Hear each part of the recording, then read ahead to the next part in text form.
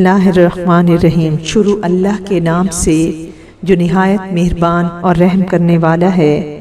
یہ ان دنوں کا واقعہ ہے جب میں مردم شماری کی ایک ٹیم کے ساتھ اسلام آباد کے مختلف علاقوں میں ڈیوٹی سر انجام دے رہا تھا۔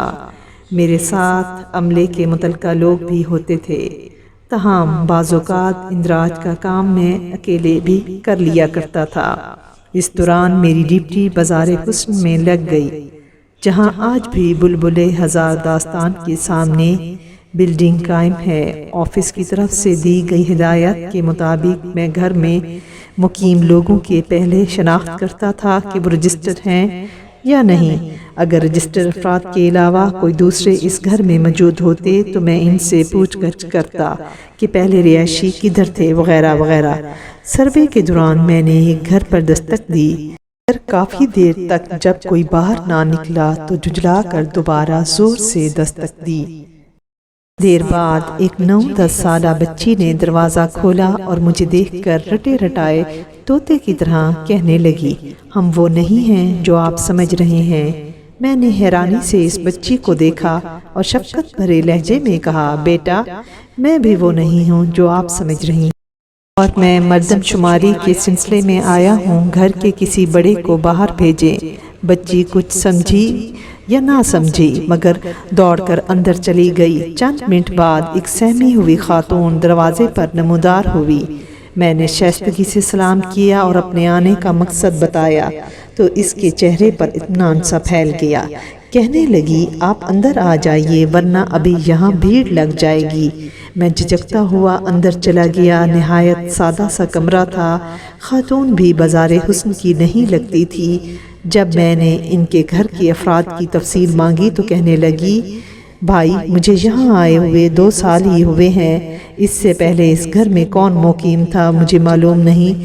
اگر چاہیں تو میں ایک عورت کا نام بتا دیتی ہوں، آپ یہ معلومات ان سے حاصل کر سکتے ہیں، لیکن میرے لیے کوئی ایسی مشکل کھڑی نہ ہو جائے کہ یہ ٹھکانہ بھی مجھ سے چھن جائے۔ میں نے تجسس سے پوچھا، کیا یہ گھر آپ نے کرائے پر لیا ہوا ہے؟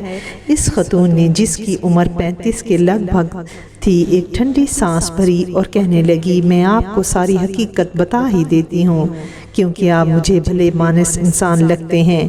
میں ایک کھاتے پیتے اور عزت دار گھرانے سے تعلق رکھتی ہوں۔ والدین کا میرے بچپن میں ہی انتقال ہو گیا۔ میرے چچا بے اولاد تھے، انہوں نے میری پرورش کی۔ وہ سخت مزاج آدمی تھے، چچی بھی ان سے ڈری سہمی رہتی تھی۔ میں 5ویں کلاس کے بعد آگے پڑھنا چاہتی تھی مگر چچا نے اجازت نہیں دی۔ چچی اچھی خاتون تھی، انہوں نے چچا کو قائل کرنے کی بہت کوشش کی مگر وہ نہ مانے۔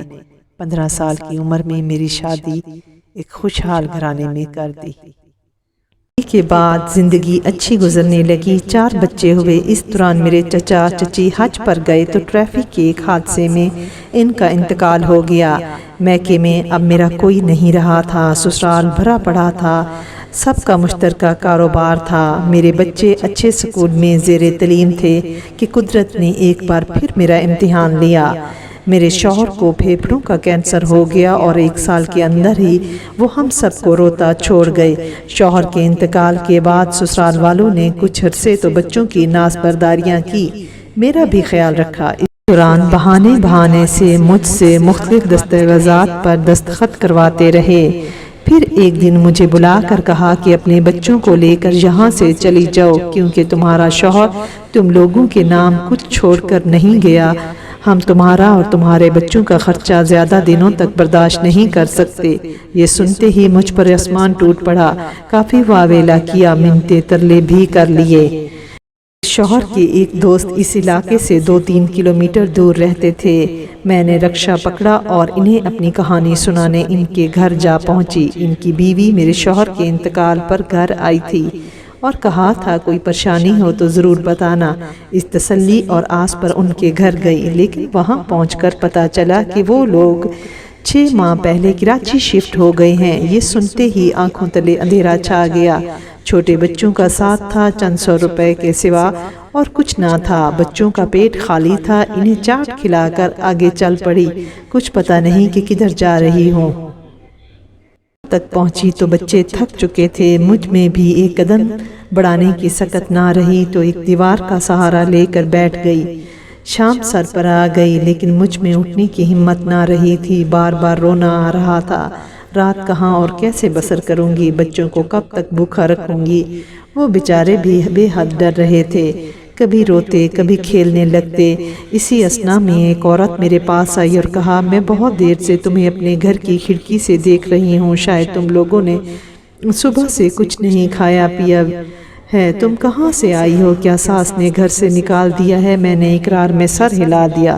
وہ کہنے لگی، کچھ دیر بعد یہاں بہت بھیڑ ہو جائے گی، تم میرے ساتھ میرے گھر چلو، باقی باتیں وہیں ہوں گی۔ گھر پہنچ کر میں نے اسے پوری کہانی سنا دی۔ اس نے میرا ہاتھ منہ دھلوایا، بچوں کو اور مجھے کھانا دیا اور خود باہر چلی گئی۔ کچھ دیر بعد آئی تو اس کے ساتھ چند عورتیں بھی تھیں جنہیں وہ میرے بارے میں سب کچھ بتا چکی تھی۔ سب نے باری باری مجھے گلے لگایا، تسلیاں دی۔ پھر ان میں سے ایک بڑی عمر کی خاتون نے کہا کہ یہ بازار حسن ہے، اگر تم رضامند ہو تو ہم تمہیں تحفظ کے ساتھ پناہ بھی دیں گے، مگر تمہیں یہاں بڑی رازداری سے رہنا ہوگا۔ میرے پاس اور کوئی راستہ نہیں تھا، میں نے فوری طور پر ان کی پناہ میں رہنا قبول کر لیا۔ انہوں نے مجھے رہنے کے لیے نہ صرف اپنے گھر کے قریب یہ خالی گھر دیا بلکہ میرا سارا خرچہ برداشت کرنے کی ذمہ داری بھی لے لی۔ مہینے راشن کا سامان باقاعدگی سے ڈلواتی ہیں، بچوں کی پڑھائی کا خرچہ اٹھا رہی ہیں۔ ان کا کہنا ہے جب تک بچے کچھ بڑے نہیں ہو جاتے یہیں رہوں۔ بچی کے بارے میں خاص ہدایت کر دی کہ اسے فی الحال گھر سے باہر نہ نکلنے دو کیونکہ جہاں اچھے لوگ نہیں آتے۔ یہ داستان سن کر میری آنکھیں بھر آئی، مجھے ایسا لگا کہ میں کسی اور ہی دنیا میں پہنچ گیا ہوں۔ بلا شبہ اس معاشرے میں ایسی خواتین بھی ہیں دنیا جنہیں بد کردار کہتی ہے، لیکن در حقیقت ان کے دلوں میں خدمت انسانیت کا جذبہ کوٹ کوٹ کر بھرا ہوا ہے، اور انہی جیسے لوگوں کی وجہ سے انسانیت ابھی بھی زندہ ہے۔